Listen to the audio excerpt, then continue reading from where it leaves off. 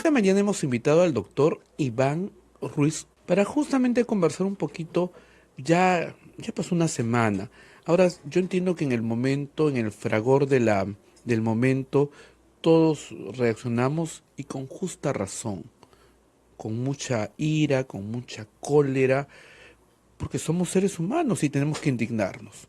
Pero ya cuando pasa una semana, 2 semanas, un mes, ya tenemos que ir pensando con la cabeza fría qué debemos hacer con esta sarta de delincuentes, de criminales, que no va a ser el único este sujeto, que habrá, y hay una lista de 800, hay en la cárcel hay como 8000, o sea, hay un montón de gente, ¿no? ¿Qué hacemos con esta gente? Muchos dicen la pena de muerte. ¿La pena de muerte es la solución? Preguntamos. Vamos a informarnos un poquito más. Que dicen, nosotros ya hemos comentado, pero obviamente hay normas, hay leyes en el país y eso es lo que tenemos que entender y para eso tenemos que consultar a los que saben de estas normas, ¿no? Exacto. Doctor Iván Ruiz, muchísimas gracias por haber venido. Oh, muy agradecido, más bien, poder estar aquí en Redes Santa Rosa y tener una bella presencia de ustedes también, ¿eh? Bien, doctor, la pena de muerte se ha puesto nuevamente, cada cierto tiempo la ponemos sobre la mesa. Así es. Esta vez el 60% creo que dicen que está a favor de la pena de muerte. La última encuesta, ahorita no la tengo a mano, pero obviamente, y yo seguro, esto pasó el viernes pasado, el lunes el 100% pedíamos la pena de muerte porque estábamos indignadísimos, y es lógico. Más bien, Correcto. lo ilógico sería que no la pidamos, ¿no? Así es. Pero ya va pasando los días y tenemos que ir entrando en reflexión y razón. Es un análisis. Así es. Bueno, en este caso hay que ser bien cierto. Como persona natural me uno a la posición del pueblo que sí debe haber una pena de muerte. ¿Por qué? Porque soy un ciudadano peruano, católico, tengo un padre, soy padre de familia, tengo hijos, y entonces cualquiera ante una circunstancia de esta naturaleza, viéndose la vulnerabilidad de la víctima, me uno.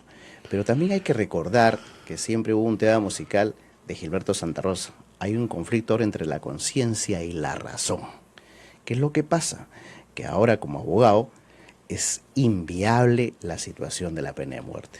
Demagógicamente se puede decir que sí, vamos a tener pena de muerte. La población puede estar colectivamente pensando por la indignación, pero lamentablemente en el tema jurídico, en el ámbito jurídico, va a ser imposible la pena de muerte por varios factores. Uno de ellos, que el trámite que tiene que recurrir ante la Convención Interamericana de Derechos Humanos. Otro, que la situación de nuestro país en la administración de justicia, en la investigación del delito, estamos pésimos. Paupérrimamente estamos pésimos en la investigación del delito. Si se hace historia, la vez que se aplicó la pena de muerte aquí en el Perú, Claro. ha sido, pues, tenemos, los peruanos tenemos en nuestra historia que cargar con la muerte de un inocente, Así es. porque se ha demostrado que al monstruo de Armendáriz, En la época de los ¿no? 50. El famoso monstruo de Armendáriz que se mató y que todo el mundo quedó consternado cuando supuestamente había violado a un niño y lo había matado. A los años se ha descubierto que ni había violado al niño, Así es. ni lo había matado. El niño fue atropellado, ¿ya? Y hay testigos que al final dijeron, ¿no? Y el mismo confesor de él, porque hubo un sacerdote que lo confiesa, y el mismo confesor le dice al juez, al final le dice, usted está cometiendo una injusticia porque este señor es inocente, pero se ejecutó. La gente quedó feliz, ¿no? Porque es la gente, la mayoría, sí, igualito que ahora. Calmó la ira ¿Ya? del grupo, Sí. ¿no? Del pueblo. Pero esos son nuestros antecedentes, doctor. Así es, tenemos un pésimo antecedente como manifiesta en esta oportunidad, porque en la época de los 50 también la población era minoritaria. Ahora en el Perú somos muchos más, pero como los medios de comunicación a través de las redes sociales indigna esta situación, llega obviamente con fervor el pedido de la gente. Pero si vamos a ser bien cierto, desde la época del 50 hasta la fecha de hoy, yo sé que cualquier abogado, por cuestión de ética o por decoro, por cuidado, no dice las cosas como son. Porque uno dice, si atento ahorita contra el Ministerio Público o atento contra el Poder Judicial, yo llevo casos y mañana más tarde decir, ya, usted fue el quien realmente salió en los medios a decir de que la pésima investigación del delito está en las manos del Ministerio Público, no, entonces con usted vamos a tener serios problemas. Pero no, hay que sumarnos, hay que poner el dedo en la llaga, porque uno tiene que ser valiente también frente a sus convicciones, que la investigación del delito ahorita está a cargo del Ministerio Público. Pero ¿qué pasa? La investigación del Ministerio Público, ni siquiera la escena del crimen pueden cuidar para a veces investigar debidamente. Y como dices, se tenía que esperar tantos años para poder ratificar la inocencia de una persona. O sea, ¿qué vamos a esperar? Que una persona, imagínate, que puede ser sentenciada en una primera instancia y si no tiene presupuesto económico para recurrir a una apelación, se acabó su tiempo, no cuenta con abogado usted, señor. Entonces, pena de muerte. Ahora hay que tomar en cuenta más bien una situación también. El Poder Judicial ahora no solamente se adecúa o se guía a través del Código Penal, sino de acuerdos plenarios. Y ahora los acuerdos plenarios indican también a los jueces que deben tener muchísimo cuidado que la víctima tenga una real verosimilitud de sus versiones, que también periféricamente otras versiones corroboren lo que está acusando y que de por medio no exista envidia, rencor, venganza, porque lamentablemente yo les voy a decir, en provincias existe eso. Tú me caes muy mal, yo te denuncio por violación, que has tocado a mi hija, que lo has violado, lo has ultrajado, porque no me quisiste quizás prestar dinero, o como no me quisiste vender tu terreno, te denuncio. ¿Qué existe? Obviamente ya el rencor, la venganza. Entonces, por esa materia a veces a uno le puede decir, sí, hijita, tú tienes que llorar ante el fiscal, por favor. Pero sin embargo las declaraciones, en un primer momento dice la chiquita que fue a 7 de la noche, y después dice fue a las 10 de la noche, y un testigo dice, no, yo a la menor no lo vi que ingresó. Entonces, ahí es donde se tiene que calificar la posición de la acusación. Entonces, para eso estamos realmente todavía trabajando, creo, en el país, para poder adecuarnos también a una debida investigación de calidad del delito. Doctor, usted ha dicho algo que es muy importante, ¿no? Los mediadores de justicia que tenemos en nuestro país, y muchas preguntas quedan en el aire en este caso con respecto, por ejemplo, a la comisaría, ¿no? Que simplemente salió un comunicado de que no había entrado la niña a la comisaría, cuando después se evidencia que sí, informan de que los policías han sido trasladados a otro lugar cuando no hay una mayor investigación. Entonces hay cosas que se van evidenciando que esto no está funcionando bien. Correcto. Porque qué de fácil es decir, bueno, desalojo a todos los policías y quedo bien con la población para estar un poquito más acorde, para darles un paño de agua fría, ¿no? Ya no ni siquiera de agua tibia, sino agua fría, para que se calmen las aguas. Pero hay que ser bien cierto, ¿de dónde prima la investigación? Desde el fiscal. Obviamente tomar las declaraciones de todos los quienes han hecho referencia a que vieron a la menor o no vieron a la menor. En este caso, pues apareció un video. El video, pues, es más esclarecedor de que esta persona pudo llevar. Pero ahora, como estábamos hablando sobre el tema de los antecedentes para la pena de muerte, a esta persona también ahora se le ha dicho que él ha reconocido los hechos. ¿De qué manera ha reconocido los hechos? ¿Por qué? ¿Por la presión mediática o por la presión violenta que habrán ejercido los operadores de la Policía Nacional para que diga, sí, yo soy responsable? En cambio, hay un perito donde se ha podido encontrar 3 distintos líquidos de tipo seminal. Entonces, exacto, a esta persona también puede ser, quizás tú hablas y te va a caer tu chicote o te va a ir muy mal. Por ello es que él dice, lo hice solo. Yo me responsabilizo. Y el testimonio está de que hay evidencia que ha sido abusada por 3 personas. Correcto. Entonces la investigación del delito sirve para el esclarecimiento de los hechos, no solamente que decir, bueno, como tú ya te echaste la culpa, hay que sentenciarte, así sea cadena perpetua y se acabó, y cerramos el caso y por favor que pase el siguiente. No, los operadores de justicia tienen que cumplir con éxito el esclarecimiento de los hechos. Concretamente, Estados Unidos, por más personas que dicen yo fui, de todas maneras tienen que hacer un seguimiento paso a paso para esclarecer, y eso es el éxito de la investigación de un delito. Pero la pena de muerte todavía en este país lamentablemente no puede progresar porque existen a veces factores sentimentales, emotivos, como el rencor o la venganza que puede existir, y se le puede ir a la justicia muy mal, sentenciando, como el caso que pasó con el monstruo de Armendáriz. ¿Cómo queda la justicia peruana? Haber después pasado más de 30 años, se puede decir, y decir de que, ups, fue un error. Fue un error. ¿Cómo resucitamos a la Exacto. persona? Exacto. Imposible. Y toda la familia, Claro que ¿no? sí. Que queda tan marcada Claro, con yo me imagino hecho, que el ¿no? caso ha quedado ahí porque esto era un vagabundo, era un hombre que no tenía, creo que familia, no tenía Así nadie, es. así que ahí, pero yo te apuesto que si tuviera ahorita familia, el Estado peruano estaría en una grave situación porque como familia tendrían el derecho de recurrir a organismos internacionales y el Estado quizá tendría que pagarle una indemnización inmensa por esta muerte Injusta. totalmente injusta, ¿no? Era un vagabundo, un hombre que más bien tengo entendido que era muy caritativo, que daba, Así es. que daba, ayudaba a los niños, o sea, ¿no? Y alguien porque quizá le caía mal a alguien le echó la culpa, ¿no? O yo creo, O yo algún creo, chivo expiatorio, yo ¿no? creo que, yo creo que, ¿no?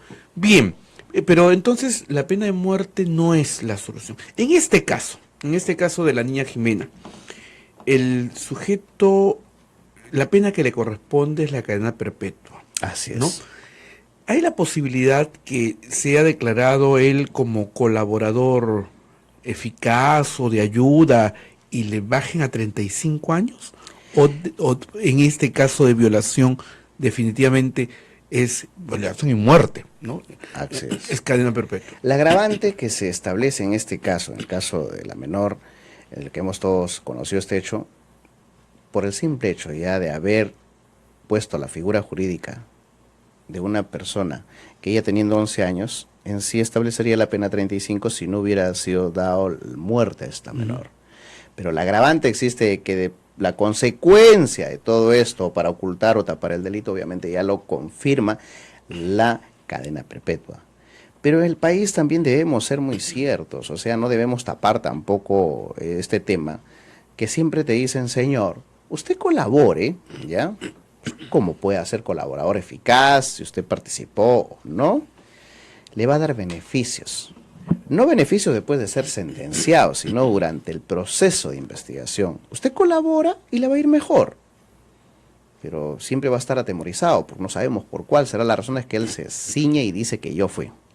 El tema es de que cuando llega a un juicio, ahora él ya está con una prisión preventiva por 9 meses. Hay que decir que ahora la gente sí he visto ahorita por afuera y siempre dice, muy poco, 9 meses, ¿qué pasó? ¿Por qué lo sentenciaron? No, es una prisión preventiva que cual va a terminar la investigación ese tiempo. Ahora, si es que pasan los 9 meses y no hay esclarecimiento, van a tener que ampliar esa prolongación de prisión preventiva que puede ser hasta los 18 meses. Pero, llegando al juicio, le van a decir, señor, ya estamos ya en la etapa de juzgamiento. Tenemos todas las pruebas contra usted. Van a venir los testigos, los padres de familia, los agraviados, el Ministerio Público, sus demás medios de prueba, los efectivos policiales también. Si usted reconoce los hechos, ahora consulte con su abogado, el Estado le puede premiar, el Poder Judicial, premiar todavía, con una pena benigna. Entonces usted dice la verdad, ya pues ya no va a ser cadena perpetua.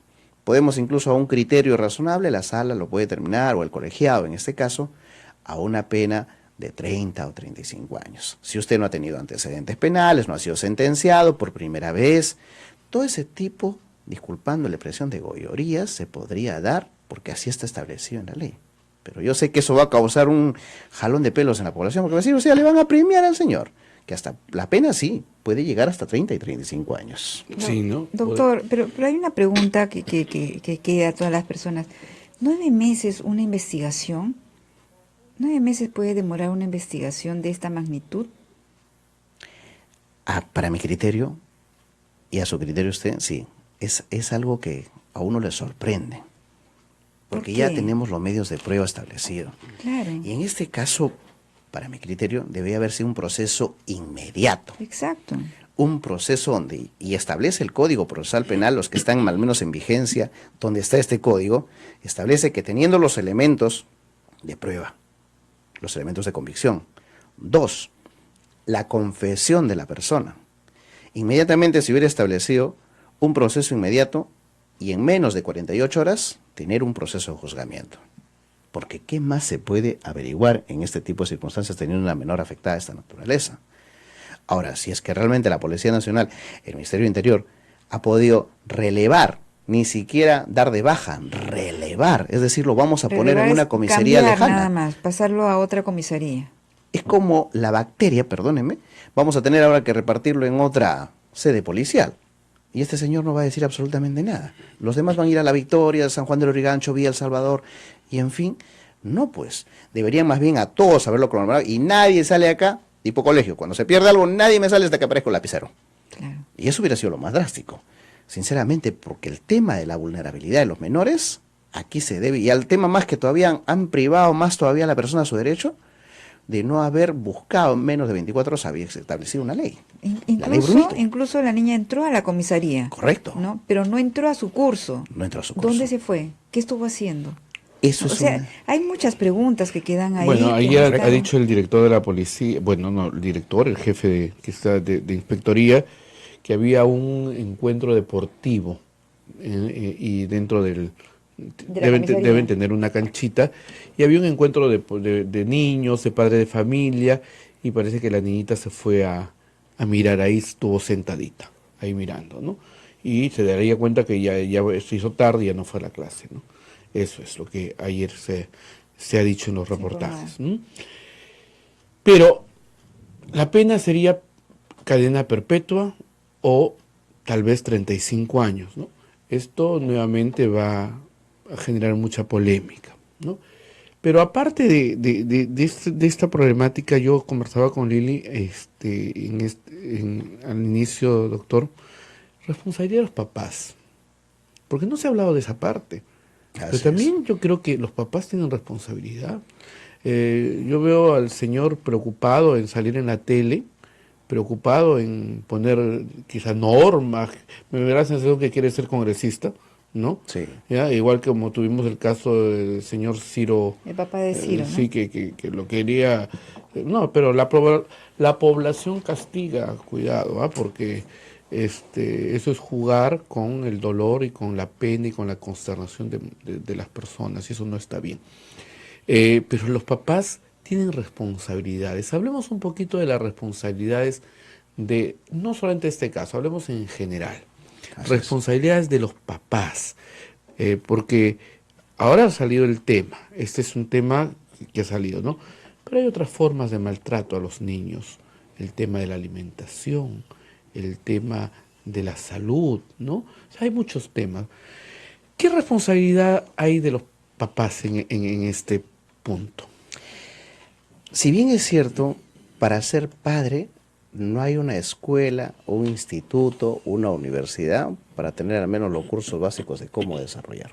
Uno se hace padre, se vuelve también el primerizo nervioso, no sabe qué hacer, más todavía que en este país donde existen matrimonios realmente pues resquebrajados,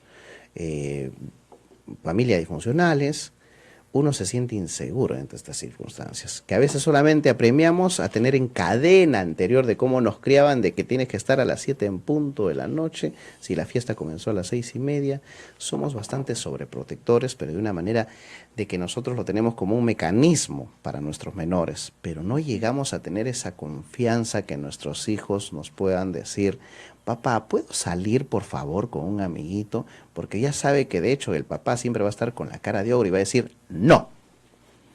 Y siempre se ha utilizado a veces la anécdota de que he tenido que hasta inventar que me he tenido que ir en la casa de una amiguita para ponerme al día. Pero desde ese momento ya nosotros estamos perdiendo muchísimo como padres. Y ustedes han tocado el día viernes un tema importantísimo también, porque he estado siguiéndoles a través de la website y el Facebook, donde han tocado este tema, que los padres tienen una gran responsabilidad en este tema. Pero a veces no lo hacemos porque dicen que hay que ser amigos de nuestros hijos. Vamos a hacer imposible que podamos ser amigos de nuestros hijos porque nuestra década fue distinta a la década de ellos. En nuestros tiempos no teníamos tablet, ahora sí los muchachos pueden albergar en el mundo rápidamente. No habían redes sociales. No había redes sociales. Ahora sí, pues es un gran riesgo para muchos jóvenes. Nosotros podíamos enterarnos, quizás ir a la televisión o ver en un puesto periódico la noticia a media caña, como se dice. Pero ahora los muchachos saben de todo. Y saben muchísimo más, hasta incluso de su derecho, porque ahora los muchachos dicen: papá, si tú me pegas, voy y te denuncio. ¿A dónde me vas a denunciar, hijo? En la comisaría, porque hay una ley de protección de Venezuela. Y no me puedes reñir ni me puedes llamar la atención. Entonces el padre conversa con su esposa, ¿verdad? Esto ha pasado, hay que averiguar recién, nosotros tenemos que averiguar.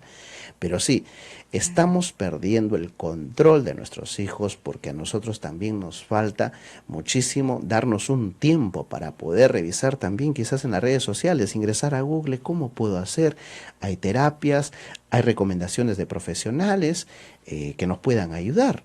Pero debemos también ser siempre protectores, acompañar a nuestros hijos desde el primer grado de kinder, así como lo hemos hecho, sino abandonarlos al primer grado de primaria y decir, ya vete solo, hijito, sino acompañarles si es posible hasta la universidad, porque el amor siempre va a ser latente hacia ellos.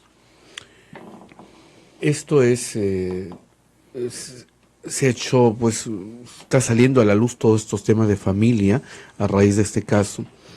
Usted también, dentro de su trabajo, me dicen que ve los casos de alimentación. Así es. Que es otro de los temas que también el niño se ve afectado, maltratado a veces, y poco se dice. Hemos mejorado un poco en leyes de cuando no pasan la pensión. Ahora hay pena de cárcel, ¿verdad? Así es. Lamentablemente antes uno a veces podía procrear sus hijos de una manera también liberal y también no te asumías la responsabilidad de darle algo a la madre. Ahora las cosas han cambiado. Muchos piensan, no, normal, fui al juzgado para letrado, quedé una conciliación y me dijeron que tengo que pagar 200 soles. Pasan los años, ¿te molesta tu esposa? No. ¿Y cuál fue el detalle? Nada. Pero sin embargo ahora una persona que sí puede adquirir conocimientos, es decir, la madre, la demandante, le dicen, usted puede pedir una liquidación. ¿Qué es eso, una liquidación? Tiene que pedir un resultado, una suma numérica, desde qué fecha no le pasa al señor, desde que salió la demanda de alimentos, desde que fue notificado. Y un ejemplo, desde el año 2000 que fue demandado hasta el 2018, van a tener que sacar una cuenta de todo lo que le debe. Puede llegar una deuda hasta 10.000, 15.000 nuevos soles, que incluso en la etapa penal le pueden perdonar porque puede pagar en cuotas si lo sentencian a un año. Antes pasaba la misma figura, voy a seguir pagando en cuotas, en cuotas, en cuotas. Ahora no. Ahora hay un tema bastante estricto. Si ya pasaste esa etapa de la liquidación, no pagaste en los 3 días, pasaste a la etapa penal, te dieron la oportunidad de pagarle en cuotas, solamente pagaste 1.000 soles y te restaste los 9.000, ya pasó. Pero ahora sí puedo pagar. No, hijito, ya tuviste una oportunidad. Así aunque me pagues toda la deuda de la señora, muy bien, porque el interés superior del niño prima. Muy bien. Pero eso no te va a dar salida a ti ahora para que te vayas al penal. O sea, el INPE va a estar abierto su puerta. Bienvenido, señor. Entonces hay cárcel para aquellos padres que no cumplen con el pago de los alimentos de sus hijos. Correcto, porque con todo el tema coyuntural que está viendo toda esta situación en el país, con el caso de violación y otros temas políticos, se ha descuidado un poco el tema de alimentos, de que ahora sí hay una gran cantidad de que será máximo 5 diarios que ingresa a un penal por el tema de la omisión a la asistencia familiar. Y ahora sí viene un problema porque los familiares, los primos, los hermanos dicen, ha entrado Juan Pérez, Perico Perencejo, ha entrado al penal, ¿cómo hacemos? Hay que buscarle a las madres para que le puedan solucionar el problema. Pero en el tema ya penal, tienen que cumplir ahora sí el rango de pena, al menos que permite la ley, al menos que pueda ser una semilibertad.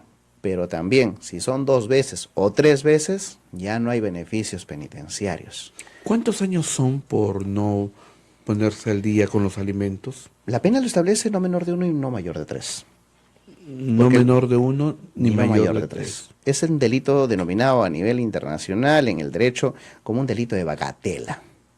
Pero ahora, con el tema de que si tú reincides nuevamente, la pena puede elevarse, incluso hasta mayor de la pena de lo establecido en el 149 del Código, que establece el Código Penal, puede ser hasta mayor de 3 años.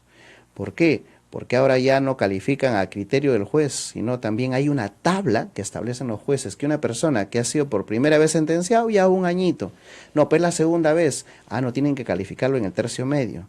Después del tercio inferior, que significa puede sobrepasar, porque hay condenas que hasta ha llevado en provincias, en el departamento de San Martín, donde hay una cantidad de casos que hay penas son de 4 años con 6 meses de pena efectiva. Doctor, y cuando ocurre que la persona no quiere reconocer a su hijo, ¿no? Le dice a la mamá, ese no es mi hijo, yo no tengo por qué, no lo ha firmado, ¿Qué puede hacer la mamá?